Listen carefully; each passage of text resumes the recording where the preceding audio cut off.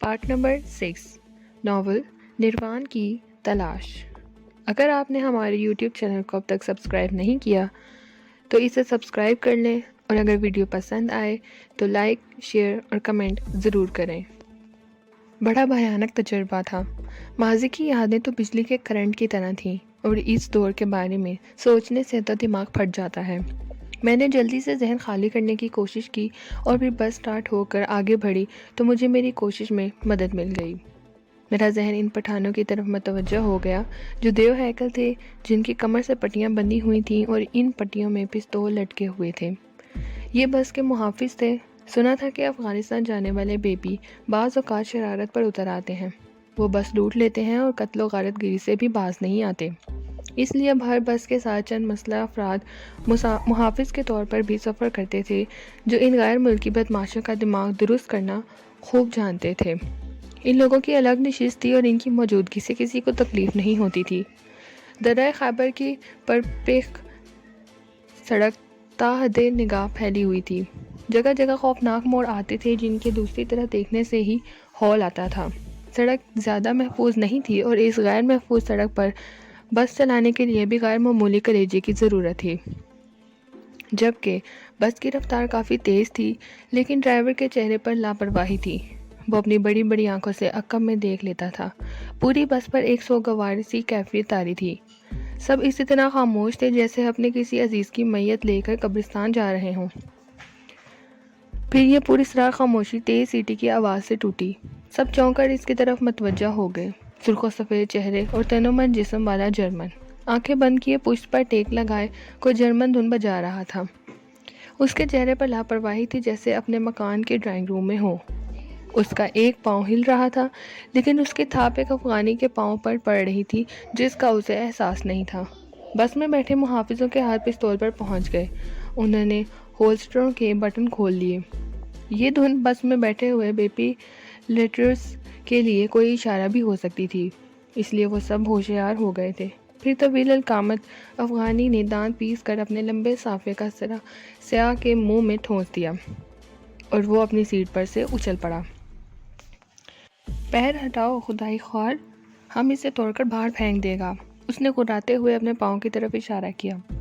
سیاہ نے اسی انداز میں لیٹے لیٹے پاؤں کی طرف دیکھا، اور پھر اس نے پاؤں پیچھے کر لیا اور تمسخرانہ انداز میں منہ پر ٹھنسے ہوئے صافے کے پہلو کی طرف اشارہ کیا۔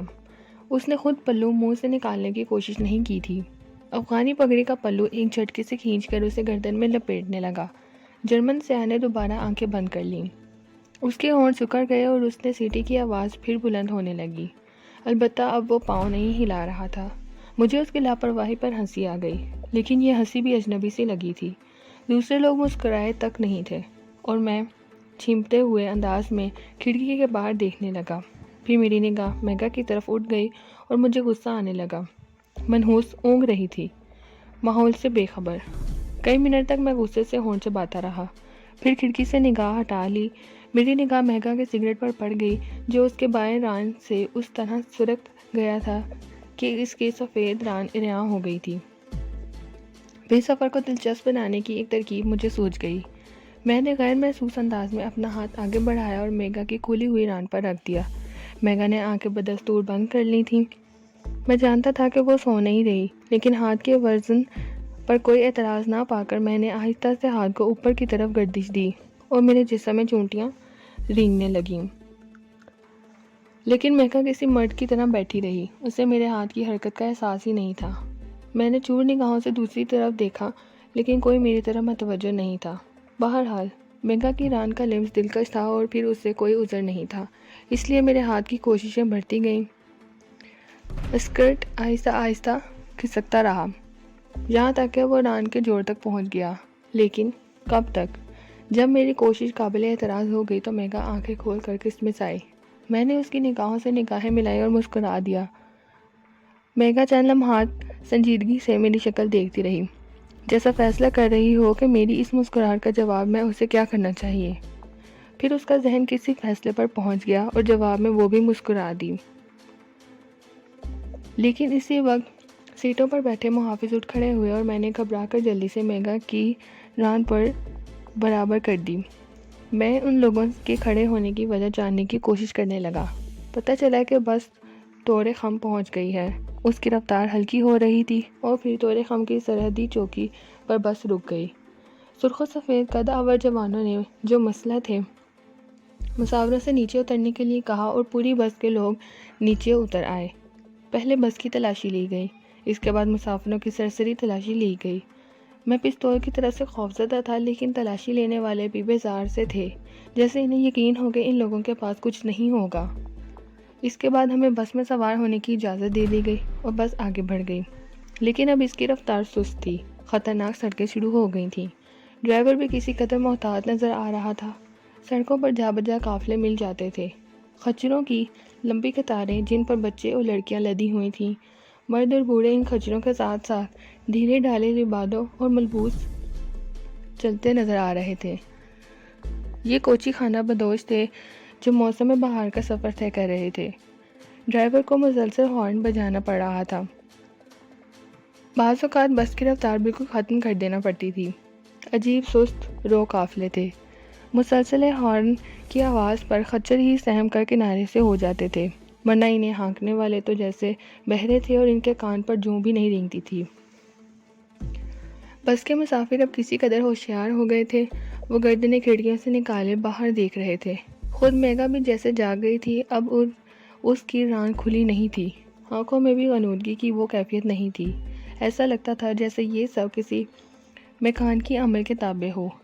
سب کی کیفیات ایک جیسی ہوتی تھیں، جیسے ان کے جسموں کے تار ایک دوسرے سے منسلک ہوں۔ اب پتہ نہیں یہ میرا قصور تھا کہ حقیقت، حالانکہ میں بہت عرصے سے ان لوگوں کو دیکھ رہا تھا، لیکن ابھی بہت سی باتیں ایسی تھیں جو میرے علم میں نہیں تھیں۔ بہرحال مجھے کسی طور پر ان سے مختلف نہیں ہونا چاہیے تھا۔ میں بھی ان کی طرح چوکنا ہو گیا۔ میری دوسری منزل جلال آباد تھی۔ میں اسٹیشن سے ہی جلال آباد کی رونق دیکھنے لگا۔ چاروں طرف کس کر بندھی ہوئی پگڑیاں نظر آ رہی تھیں۔ یہ سکھ تھے۔ شاید افغانوں کی بنسبت یہاں سکھوں کی تعداد زیادہ تھی۔ جلال آباد میں بس کے چند مسافر اتر گئے اور ان کی جگہ چند افغانوں اور سکھوں نے لے لی۔ بس جلال آباد سے آگے بڑھ گئی۔ جلال آباد سے اصلی افغانستان کا راستہ انتہائی خطرناک تھا۔ قدم قدم پر خوفناک گھاٹیاں منہ کھولے گرنسا نگاہوں سے بس کو تکتی نظر آتی تھیں۔ ایک ذرا سی لغزش، پھر نہ بس کا وجود ہوگا اور نہ اس کے مسافروں کا۔ میرے ہونٹوں پر مسکراہٹ پھیل گئی۔ اگر سچ مچ یہ بس کسی گھاٹی میں پھنس جائے یا پھسل جائے، نیچے گرتے ہوئے ان لوگوں کے چہرے کیسے ہوں گے؟ ان پر کیسے اثرات ہوں گے؟ کیا ان سب کے چہروں سے اجنبی لبادے اتر نہ جائیں گے؟ کیا یہ اشخاص اصلیت کے جامے میں نہ آ جائیں گے؟ زندگی کو کسی رنگ میں ڈھالو، کسی نہ کسی وقت تمام پردے چاک ہو جاتے ہیں اور اصلیت جھانکنے لگتی ہے۔ لیکن بس کا ڈرائیور بے حد محتاط تھا۔ اس نے بس کو کہیں نہ پھسلنے دیا اور انتہائی مہارت سے آگے بڑھتا چلا گیا۔ ہاؤ سویٹ نواز، ڈارلنگ، ان برفپوش پہاڑوں کو دیکھو۔ کیا زندگی کا تمام حسن ان میں جمع نہیں ہو سکتا؟ دفعتاً مجھے اپنے کان کے قریب میگا کی سرگوشی سنائی دی۔ شکر ہے تمہیں زندگی کا احساس تو ہوا، میں نے طنزیہ انداز میں کہا۔ زندگی؟ ہاں۔ میگا نے ایک گہری سانس لی۔ زندگی حسن کا دوسرا نام ہے۔ اپنی اپنی نظر ہے، کسی کو زندگی کہیں ملتی ہے، کسی کو کہیں۔ میں جب پہلی بار ادھر سے گزری تھی تو میرا دل چاہا تھا کہ میں ایک بھاپ بن کر فضا کی تحلیل ہو جاؤں، پھر برف بن کر ان پہاڑوں پر اتروں اور پھر پانی بن کر دریائے کابل کی لہروں میں شامل ہو جاؤں۔ آہستہ آہستہ بہتی رہوں اور کہیں سے کہیں نکل جاؤں۔ مگر یہاں اس بس میں چرس نوشی کی اجازت نہیں ہے۔ یہ بہت بری بات ہے۔ کیوں ہے نا؟ دیکھو زندگی کس قدر بجھی سی گئی ہے، بالکل سرور راہ کی طرح۔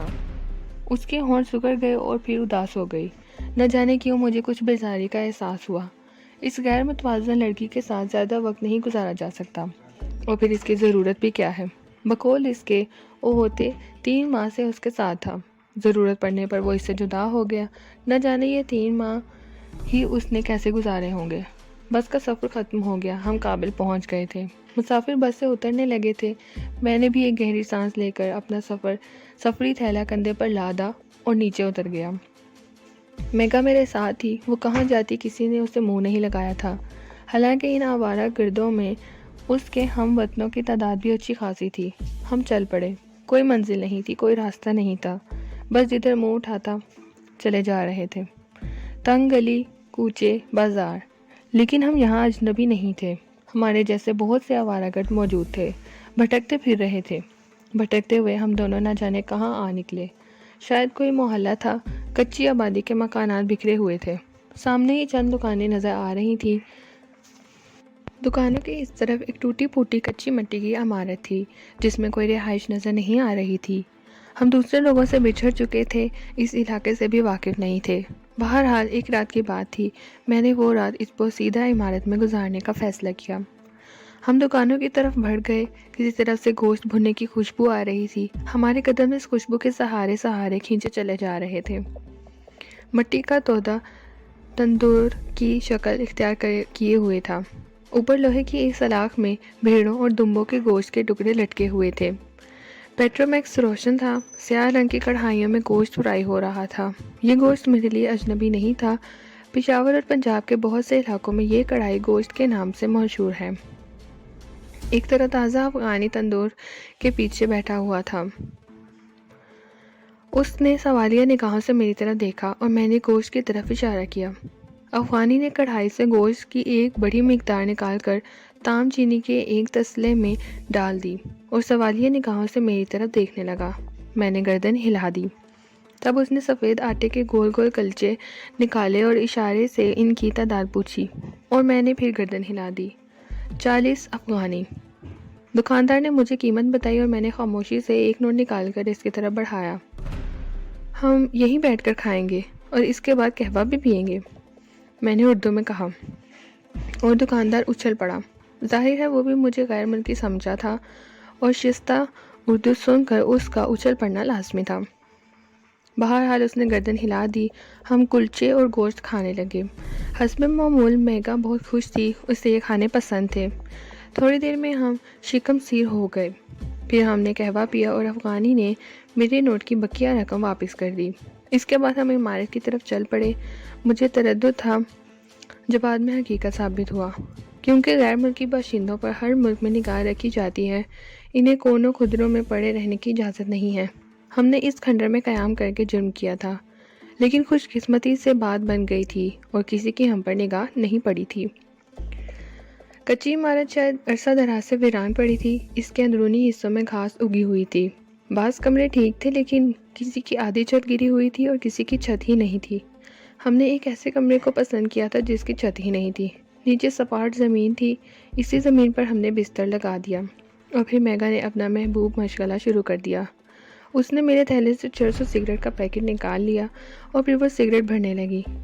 تھوڑی دیر کے بعد چرس کی بو کمرے میں منتشر تھی۔ میں بھی کش لے رہا تھا، لیکن نشہ اتارنے والی گولی حسب معمول میری زبان کے نیچے موجود تھی۔ میگا نے کئی سگریٹ پیے اور آؤٹ ہو گئی۔ اس نے دھیمے سروں میں سیٹی بجانا شروع کر دی تھی اور پھر کئی بار اس نے لڑکھڑاتے ہوئے قدموں سے رقص کرنے کی کوشش بھی کی تھی۔ اس نے میرا گٹار بھی یاد کیا اور اس کی گمشدگی پر افسوس کرتی رہی اور ہوتے کو گالیاں دیتی رہی، پھر اپنا لباس اتار کر میری آغوش میں آ گری۔ اس کی یہی حرکت میرے لیے سب سے زیادہ پسندیدہ تھی۔ چنانچہ افغانستان کے اس گمنام علاقے میں، اس گمنام کھنڈر میں میگا کے دلکش جسم کے ساتھ میں نے ایک دلکش رات گزاری۔ میگا ایک پرجوش لڑکی تھی، اس نے میرے تمام احسانات کا بدلہ ایک رات میں چکا دیا۔ باقی 2 راتیں جو اس نے میرے ساتھ گزاری وہ اس کا احسان تھا۔ صبح ہوتے ہی ہم نے کھنڈر چھوڑ دیا، بازار بند تھے، ہمیں کھنڈر سے نکلتے ہوئے بھی کسی نے نہیں دیکھا تھا۔ چنانچہ جو سب سے پہلا تانگا ہمیں نظر آیا ہم نے اسے پکڑ لیا۔ میری زبان سب کو حیران کر دیتی تھی۔ تانگے والے کے مشورے سے ہم شاہ پر ہوٹل اینڈر ریسٹورنٹ پر اتر گئے۔ باہر آنے والے یہی ریستوران پسند کرتے تھے اور یہاں ہم نے بہت سے اجنبی چہرے دیکھے جو ہماری طرح کے تھے۔ ریسٹورانٹ میں ہم نے ناشتہ کیا۔ کھنڈر میں اچھی طرح نیند نہیں آئی تھی، اس لیے ناشتہ کرنے کے بعد ہم نے اپنے اصل کردہ کمرے میں داخل ہو کر دروازہ بند کر لیا۔ کمرے میں ایک ہی بستر تھا۔ میں نے اس کا گدا اتار کر نیچے ڈال لیا اور میگا نے چارپائی سنبھال لی۔ نہ جانے کتنی دیر ہم سوتے رہے، پھر پہلے میں ہی جاگا تھا۔ بے وقت سونے سے طبیعت کمدرد سی ہو گئی تھی، ذہن بھی قابو میں نہیں تھا۔ میں نے اپنی حالت پر غور کیا تو آنکھوں میں آنسو آ گئے۔ کیا تھا اور میں کیا بن گیا تھا؟ اب بھی ضمیر کے کسی گوشے میں دبی ہوئی کوئی چنگاری کبھی کبھی بھڑک کر بے چین کر دیتی تھی۔ اس وقت بھی بے چینی ذہن پر مسلط ہو گئی۔ داڑھی اور سر کے بال خاصا پریشان کر رہے تھے۔ نہانے کو دل کر رہا تھا، لیکن اس سے شخصیت کا وہ خول اتر جاتا جسے چڑھانے کی مجھے تربیت دی گئی تھی۔ مجھے شاہ زرین یاد آ گیا، عالم گل یاد آ گیا اور پھر غلام سیٹھ یاد آ گیا۔ اس کے ساتھ ہی وہ کام یاد آ گیا جو مجھے انجام دینا تھا۔ بہت سی یادیں ذہن کے پردے پر خلط ملط ہو گئیں۔ تب میں نے گردن جھٹک دی، جو کچھ بن گیا ہوں وہی رہنا ہوگا۔ اس دائرے سے نکلا تو بربادی کے وہی راستے میرے ہم سفر ہوں گے۔ اس مضبوط ارادے کے تحت سنبھل گیا۔ کمرے سے باتھ روم اٹیچ تھا۔ میں اس میں جا کر ٹھنڈے یخ پانی سے منہ دھویا، طبیعت سنبھل گئی۔ وقت کا پتہ نہیں تھا، کیونکہ ہم جیسے برید نشینوں کے پاس گھڑی وغیرہ کا ہونا ضروری نہیں ہے۔ ہاتھ منہ دھو کر پھر گدے پر آ بیٹھا اور سوچنے لگا کہ اب کیا کرنا چاہیے۔ ابھی تک کوئی کام کی بات تو نہیں تھی ہوئی۔ کام کی بات ہوتی کہاں ہے؟ ضرورت کی ہر چیز موجود تھی۔ ایک ہی ترتیب سمجھ میں آئے، چرس اور سگریٹ کا پیکٹ میں پائپ کے ساتھ باتھ روم کے فلش میں ڈالا اور زنجیر کھینچ دی۔ اس کام سے فارغ ہو کر باہر نکل آیا۔ میگا اسی طرح سو رہی تھی۔ پچھلی رات میں محسوس کر چکا تھا، اسے اوندھا سونے کی عادت تھی۔ اس وقت بھی وہ حسب عادت اوندھی ہوئی سو رہی تھی۔ گردن ایک طرف ڈھلکی ہوئی تھی، جس سے رال کی ایک لکیر نیچے بہہ رہی تھی۔ میں نے اس کے چہرے سے نگاہیں ہٹا لی۔ وہ جس قدر معصوم نظر آ رہی تھی در حقیقت نہ تھی۔ وہی مسئلہ تھا، اس وقت اس کے خیالات آزاد تھے اور اصل صورت جھلک رہی تھی، اور یہ اصل صورت زمین پر ٹھوکر مارتی تھی۔ میں نے اس کے شانوں پر نگاہ دوڑائی، وہاں سے کمر کے خم پر اور پھر ابڑے ہوئے کولوں پر۔ رات کو میں اس جسم کو پردے سے بے نیاز دیکھ چکا تھا۔ اس کولوں کی سفیدی اور اس کے پیچ و خم کا مجھے بخوبی اندازہ تھا۔ اس کی نرماہٹ اور تھلتھلاہٹ سے بخوبی واقف تھا۔ میرے ہاتھ بے ساختہ کمر کے خم سے پھسل گئے اور میرے ہاتھوں کے لمس سے میگا جاگ اٹھی۔ اس نے اجنبی نگاہوں سے مجھے دیکھا اور نگاہوں کی اجنبیت نے میرے جذبات سرد کر دیے۔ پھر وہ چونک پڑی۔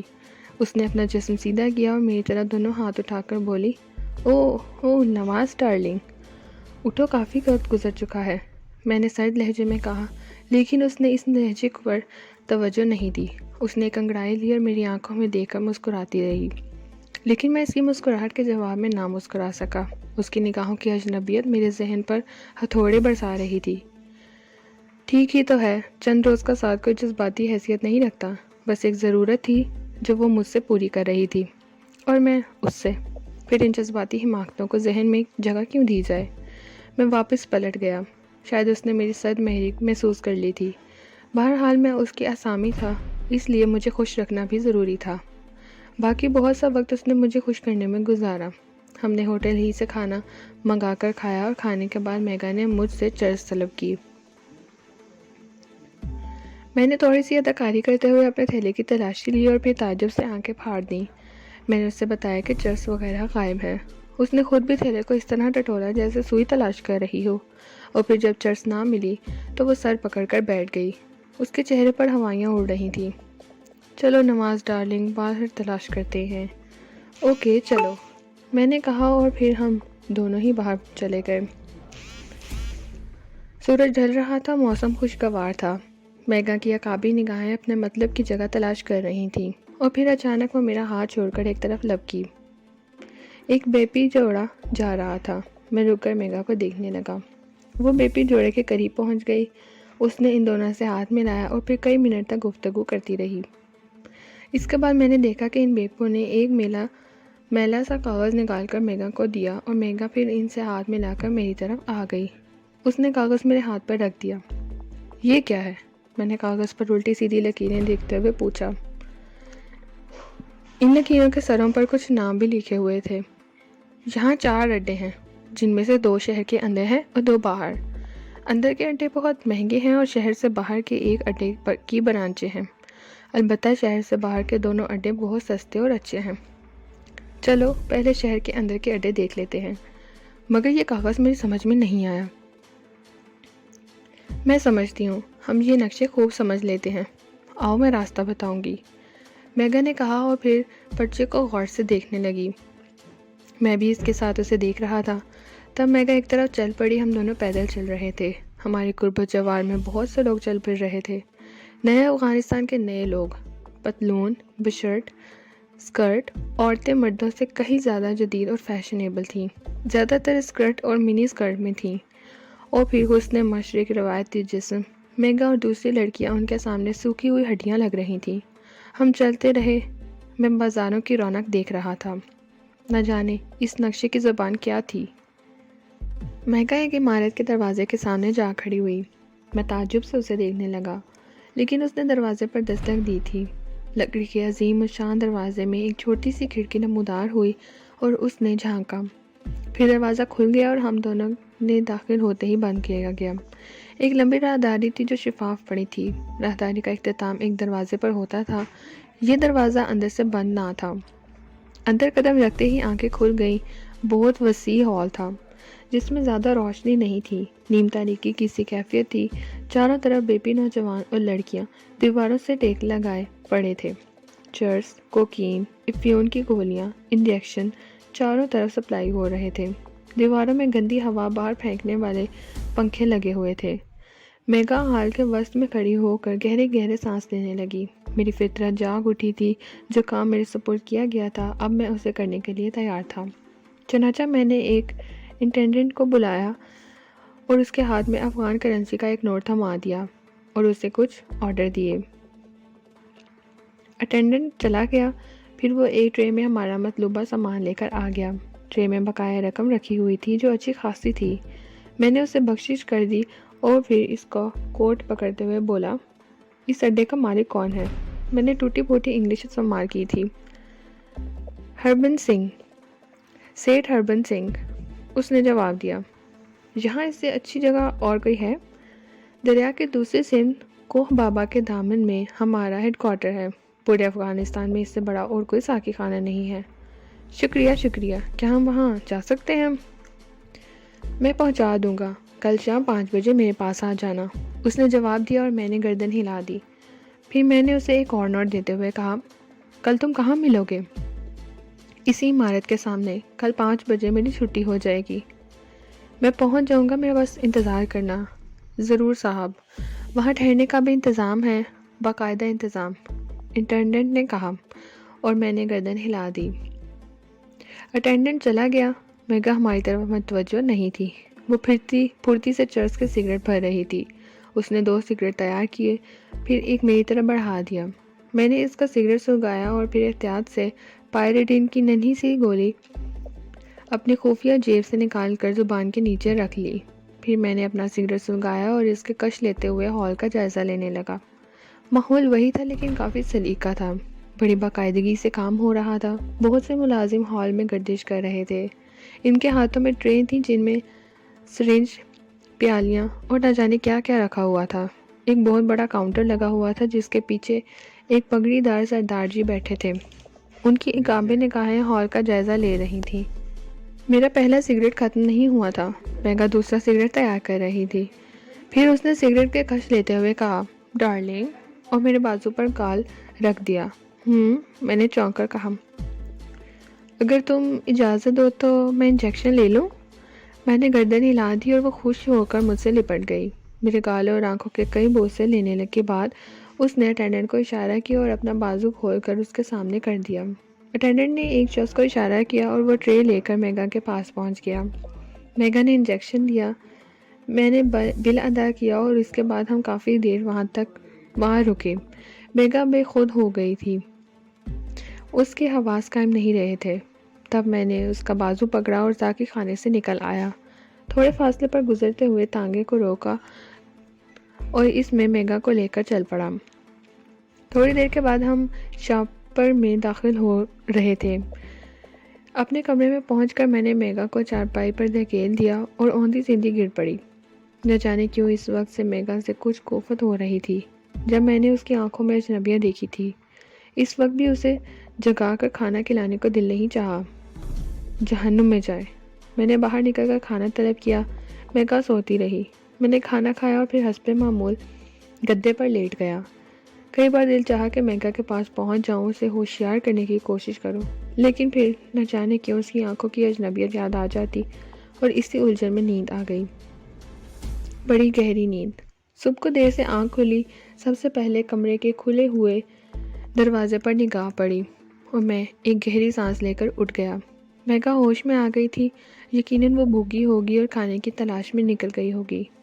طبیعت پر کچھ بے چینی سوار تھی۔ باتھ روم میں چلا گیا، لباس اتارا اور خوب بدن مل مل کر نہایا۔ نہانے سے ایسا لگا جیسے طبیعت سے تمام کسل اتر گئی ہو۔ پھر باہر نکل آیا۔ میگا واپس نہیں آئی تھی۔ میں خود بھی دروازہ کھول کر باہر نکل گیا۔ باہر میگا کو تلاش کیا لیکن وہ وہاں بھی موجود نہیں تھی۔ کہاں چلی گئی؟ میں نے سوچا اور کمرے میں واپس آ گیا۔ چارپائی پر کافی دیر بیٹھا رہا لیکن میگا نہ آئی۔ تب میں نے ایک اور انداز میں سوچا، ممکن ہے میگا مجھے چھوڑ کر چلی گئی ہو۔ ظاہر ہے وہ میری کون تھی، اور اب اسے معلوم تھا کہ میرے پاس چرس نہیں ہے۔ ہاں، میں اسے خرید ضرور سکتا ہوں۔ لیکن دفعتاً ایک اور خیال میرے ذہن میں ابھرا۔ میں نے چونک کر اپنے تھیلے کی طرف دیکھا، تھیلا موجود تھا۔ میں جلدی سے اٹھ گیا۔ جس جگہ سویا تھا وہاں پرس بھی نیچے رکھا تھا۔ میں نے گدے کا کونا اٹھایا، پرس تلاش کیا، لیکن پرس موجود نہیں تھا۔ خوب، میں نے ایک گہری سانس لی۔ میگا کی آنکھوں کی اجنبیت مجھے یاد آ گئی۔ اس نے کوئی نیا کام نہیں کیا تھا۔ اس کا ساتھی بھی یہی سب کچھ کر چکا تھا، لیکن اب کچھ الجھنیں پیش آ گئی تھیں۔ پیسے نہیں تھے، ہوٹل کے لوگ صبح ہی صبح ہر گاہک سے پیسے وصول کر لیتے تھے۔ مجھے یقین تھا کہ تھوڑے دیر کے بعد میرے کمرے پر بھی کوئی نہ کوئی ضرور آئے گا، اور اس کے بعد کیا ہوگا؟ جو ہونے والا تھا وہ میں نہ ہونے دینا چاہتا تھا۔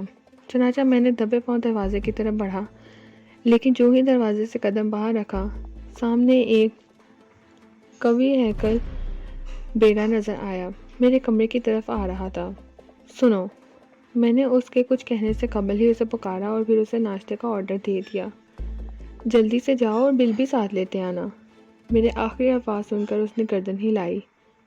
یقیناً وہ بل وصول کرنے آ رہا تھا، لیکن اس نے سوچا ناشتے کے بعد ہی صحیح، مجھے فرار ہونے کے لیے چند منٹ مل گئے تھے۔ چنانچہ جو ہی وہ نگاہوں سے اوچھل ہوا، میں پھرتی سے بائیں سمت مڑ گیا۔ ابھی جب میگا کو تلاش کرنے گیا تو ادھر میدان صاف پایا تھا۔ اس وقت بھی کوئی نہیں تھا۔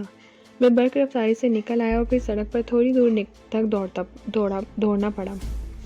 زیادہ وقت نہیں ہوا تھا، ابھی بازار ٹھیک سے کھلے بھی نہ ہوں گے۔ چنانچہ میں پیدل چل رہا تھا۔ ایک طویل فاصلہ طے کر کے میں جدید کابل میں نکل آیا۔ جدید کابل واقعی جدید تھا۔ افغانستان نے اپنی جغرافیائی حیثیت کی آڑ میں پوری دنیا سے بے پناہ امداد حاصل کی ہے، جس کا اظہار شہر کابل کی حسین عمارتوں اور اعلیٰ سڑکوں سے ہوتا ہے۔ ان سڑکوں پر قیمتی کاریں دوڑتی ہیں، بلند و بالا عمارتوں میں غیر ملکی کمپنیوں کے بڑے بڑے دفاتر ہیں۔ ہر قسم کی ترقی ہو رہی ہے اور جدید افغانستان جدید سے جدید تر ہوتا جا رہا ہے۔ لوگوں کا معیار زندگی بڑھ گیا ہے۔ ہاں، بھوری پہاڑیوں کے اس طرف آباد افغانستان آج بھی صدیوں پرانی یادیں تازہ کرتا ہے۔ ہندوکش کا عظیم سلسلہ جس سے بے شمار روایات وابستہ ہیں، جس کی بلند و بالا برف پوش چوٹیاں قدرتی صناعی کا بے مثال نمونہ ہیں۔ سکندر کا آباد کیا ہوا شہر جس کے کھنڈرات آج بھی سیاحوں کی جنت ہیں۔ اس شہر کی تاریخی حیثیت ذہنی پردوں پر ٹھوکریں مارتی ہے۔ قرب و جوار کے باشندے آج بھی قدیم روایات کو سینے سے لپٹائے وقت کا منہ چڑھا رہے ہیں۔ وقت کی گرم ہواؤں نے انہیں متاثر نہیں کیا ہے۔ سورج اچھی طرح چڑھ گیا تو میں نے ایک ٹیکسی روکی اور اس کا دروازہ کھول کر اندر بیٹھ گیا۔ افغان اسٹریٹ، میں نے ڈرائیور سے کہا اور ڈرائیور نے لمبی کار آگے بڑھا دی۔ زیادہ فاصلہ طے نہیں کرنا پڑا اور ڈرائیور نے کار کی رفتار سست کر کے میری طرف دیکھا۔ چلتے رہو، ایک دکان کی تلاش کرنی ہے، میں نے اردو میں کہا تو اس نے چونک کر میری شکل دیکھی۔ یہاں اردو اچھی طرح بولی اور سمجھی جاتی ہے، خاص طور سے ایسے لوگ اس سے بخوبی واقف ہیں جن کا واسطہ باہر سے آنے والوں سے پڑتا رہتا ہے۔ بلکہ سکھوں کی بہتات نے انہیں پنجابی بھی سکھا دی ہے۔ میں سڑکوں کے کنارے لگے ہوئے بورڈ اور نیون سائن پڑھتا جا رہا تھا۔ ذہن میں تھوڑی الجھن بھی تھی. اگر آئرن اسٹور بند ملا تو ڈرائیور کا پیسے کہاں سے ادا کروں گا؟ لیکن بیشتر دکانیں کھل گئی تھیں. پھر ایک بڑے سے بورڈ پر آئرن اسٹور کے الفاظ نظر آئے اور میں نے سکون کی ایک سانس لی. آئرن اسٹور بہت بڑا اسٹور تھا. 10-12 سیلز مین کام کرتے تھے. یہاں موٹروں کے پرزے فروخت ہوتے تھے. میں ٹیکسی سے اتر کر اندر داخل ہو گیا. ایک سیلز مین میری طرف بڑھا. ضیاء خان سے ملنا ہے. صاحب ابھی نہیں آیا، سیلز مین نے جواب دیا. سنو، میں ان کا مہمان ہوں. پارٹ 6 اختتام پذیر ہوتا ہے. ناول نروان کی تلاش کا بقیہ حصہ پارٹ 7 پہ سماعت فرمائیے.